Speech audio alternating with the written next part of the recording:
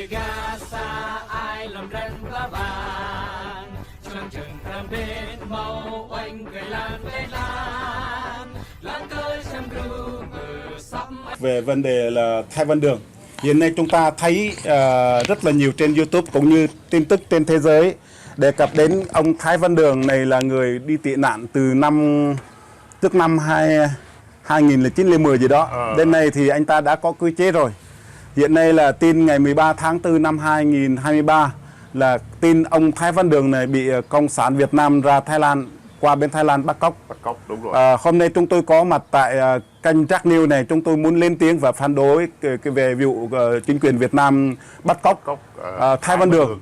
Cái bắt cóc Thái Văn Đường này là giữa tôi và Thái Văn Đường không có quen biết với nhau, nhưng cái hành động Cộng sản Việt Nam á, tôi phản đối về việc mà bắt cóc của ông Thái Văn Đường này.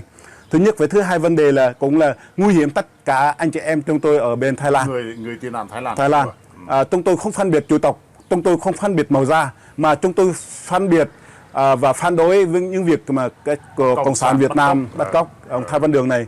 Tôi muốn một lần nữa tôi muốn kêu gọi tất cả anh chị em chúng ta ở bên hải ngoại cùng lên tiếng và phản đối, kể cả đưa lên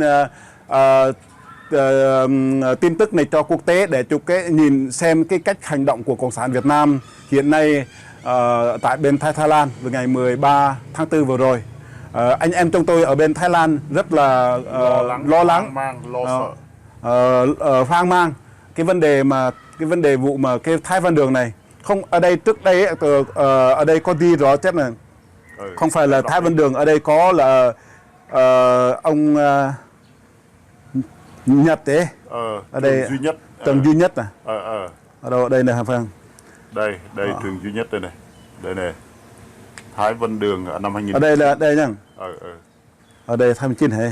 Ở đây không phải là lần đầu tiên chính phủ Việt Nam tiến hành việc bắt cóc các nhà bất đồng chính kiến ở nước ngoài. Trước vụ bắt cóc nhà báo Đường Văn Thái năm 2019, nhà báo Trường Duy Nhất khi vừa sang Thái Lan để xin tị nạn đã bị công an Việt Nam bắt cóc đưa về Việt Nam và kết án tù nặng nề. Năm 2017, Bộ Công an đã tổ chức bắt cóc ông Trịnh Xuân Thanh từ Đức về liên quan tới những bí mật của Đảng Cộng sản Việt Nam. Hôm nay chúng tôi cùng có 3 anh chị em. Đúng rồi. Chúng tôi muốn lấy ý kiến. Cái tờ này là cái tờ gọi là liên lịch sơ qua, nhưng mà cái này tí nữa tôi qua vận động anh em lấy chữ ký để phản đối những việc mà việc Cộng sản Việt Nam ra bên Thái Lan bắt cóc Thái Văn Đường. Ở đây không phải là riêng Thái Văn Đường mà Trường Duy Nhất với lại Trịnh Xuân Thanh. Trịnh Xuân Thanh ở Đức. Đây là cái người thứ 3. Nhưng mà nguy hiểm tất cả những người anh chị em ở tôi ở bên Thái Lan. Ở đây chúng tôi có 3 anh em. Bây giờ thế này, đây không phải là vụ duy nhất, đây là lần thứ 3 rồi. Đầu tiên bắt cóc Trịnh Xuân Thanh từ nước Đức về Việt Nam, rồi người thứ hai cũng là Thái Lan bắt cóc Trường Duy Nhất vào tháng 1 năm 2019, đưa Trường Duy Nhất về Việt Nam. Đó là nhà báo của Việt Nam, nhà báo độc lập. Hôm nay còn bắt cóc Thái Văn Đường để đưa Thái Văn Đường về nước Việt Nam. Vậy Cộng sản Việt Nam coi thường luật pháp quốc tế, qua Thái Lan để bắt cóc chúng tôi tị nạn. Chúng tôi rất lo lắng, hoang mang, lo sợ. Cho nên chúng tôi làm cái đơn này để yêu cầu người tị nạn ký và đưa cái đơn này là cho các nước trên toàn thế giới biết để phản đối, can thiệp, phản đối vụ Cộng sản Việt Nam bắt cóc người tị nạn chúng tôi. Thằng họ nhà ấy bé hẹp anh giới thiệu Apple. Dân hả? Dân chắc. Tôi xin tự giới thiệu bản thân của mình là tôi siêu phép. Tôi là người Gia Rai mà đang sinh sống tại Thái Lan. Mà hiện tại bây giờ tôi đang tị nạn ở đất nước Thái Lan. Đúng rồi. Tôi hoang mang lo sợ nhất là cái vụ bắt cóc của ông Thái Văn Đường.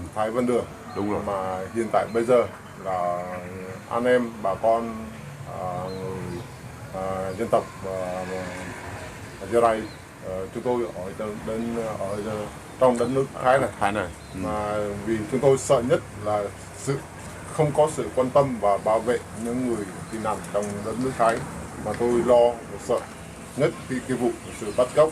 Thứ hai nữa là anh em ở đây là chưa có như chúng tôi là chưa có là thầy chuyên, tôi lo sợ mà tôi đi đường ra đưa các con đi học là tôi thấy bản thân mình không an toàn, nên tôi kêu gọi các cộng đồng quốc tế mà cùng nhau là chung tay giúp sức là bảo vệ những người tị nạn ở Thái Lan này, và tôi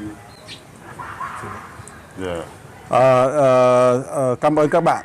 Ở đây tôi có 3 điều. Điều thứ nhất, điều tra về vụ bắt cóc nhà báo Thái Văn Đường.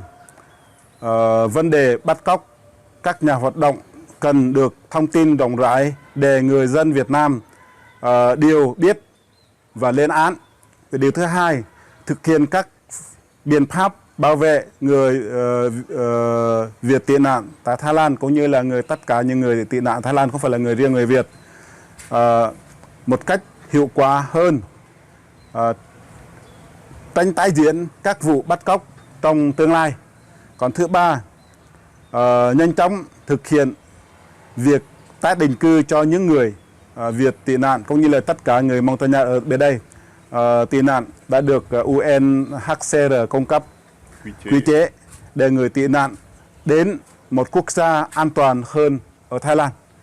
Ở đây là thông tin chúng tôi đưa ra, đây là thống nhất, tất cả anh chị em ở bên này đồng ý về thông tin này, muốn kêu gọi tất cả người trong nước và ngoài nước để chúng ta chung tay phản đối chế độ Cộng sản Việt Nam, cũng như là tất cả cái thái độ của Cộng sản Việt Nam sang Thái Lan bắt cóc gọi là Thái Văn Đường. Hôm nay họ bắt cóc Thái Văn Đường, mà ngày mai mốt họ có thể bắt cóc người khác.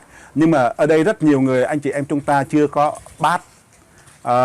Ở đây ví dụ là ở đây thực tế thì Thái Lan chưa có ký cái vụ gọi là hiệp ước 1951, cho nên ở đây chẳng qua những người tị nạn thì tạm thời, không tị nạn không có trại, cho nên là sự bảo vệ đó là không có an toàn. Chúng tôi muốn kêu gọi lên án cái việc Cộng sản Việt Nam sang Thái Lan bắt cóc, gọi là không có tuân thủ về luật pháp của Thái Lan, cũng như là quốc tế coi thường, là rất là sự nguy hiểm đến tính mạng anh chị em chúng tôi ở bên Thái Lan. Người tị nạn tại Thái Lan. Một lần nữa chúng tôi cũng kêu gọi không phải là riêng ở qua nước Canada hay là Mỹ hay là Phần Lan, nhưng mà tất cả trên thế giới chúng ta cùng chia sẻ, góp phần xây dựng những người tị nạn để an toàn, cũng như phản đối cái việc mà Cộng sản Việt Nam sang Thái Lan bắt cóc những người hiện nay chúng ta thấy là Thái Văn Đường. Đúng rồi. Có đúng không vậy anh? Dạ, đúng rồi.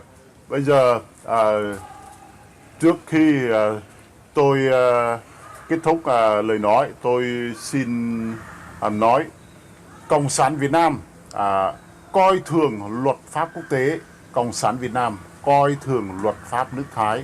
Bây giờ ngang nhiên ra Thái Lan để bắt cóc Thái Văn Đường về nước, gọi nó còn bịa đặt lý do nữa, nó bảo là Thái Văn Đường xâm nhập Việt Nam trái phép để mà nó bắt. Thực ra là nó đã cài cắm mật vụ của Việt Nam sang Thái Lan để bắt cóc Thái Văn Đường. Vậy chúng tôi rất là hoang mang lo lắng. Chúng tôi kính xin các nước trên toàn thế giới bảo vệ chúng tôi và giúp đỡ chúng tôi để thoát được cái cảnh này và đất nước Thái này, để chúng tôi có một cái nơi an toàn hơn, để mà chúng tôi che giấu thân của chúng tôi. Cộng sản là như thế là không được, tại vì cộng sản là rất là nguy hiểm, xảo quyệt rồi. Xảo quyệt, bắt chúng tôi lúc nào và tiêu thụ chúng tôi lúc nào thì không biết. Chúng tôi mong các nước thế giới giúp đỡ chúng tôi để chúng tôi thoát được cái cảnh mà cộng sản ngược đãi đàn áp và bắt cóc chúng tôi về Việt Nam. Chúng tôi rất là lo sợ. Vậy chúng tôi ở bên tay tôi có một cái tờ giấy trắng để tí nữa tôi qua xin chữ ký anh chị em ở bên Thái Lan, những người tị nạn. Để làm gì chúng tôi lấy chữ ký để phản đối mà cái vụ mà việc Cộng sản Việt Nam bắt cóc ra bên Thái Lan bắt cóc anh chị em chúng ta. Đúng rồi. Ở đây cũng có cái đề này là kính gửi Cao ủy Tị nạn Liên Hiệp Quốc, Cao ủy Nhân quyền Liên Hiệp Quốc, chính phủ các quốc gia dân chủ, các vị nhân biểu, tổ chức an xá quốc tế, tổ chức theo dõi nhân quyền, các tổ chức bảo vệ quyền con người và các cơ quan truyền thông. Ở đây là như vậy để mai mốt có thể ra có chữ ký cho tất cả anh chị em ta gửi bên hai ngoại coi như gửi đến quốc tế để xem xét và can thiệp cái vụ việc để này. giúp đỡ chúng tôi.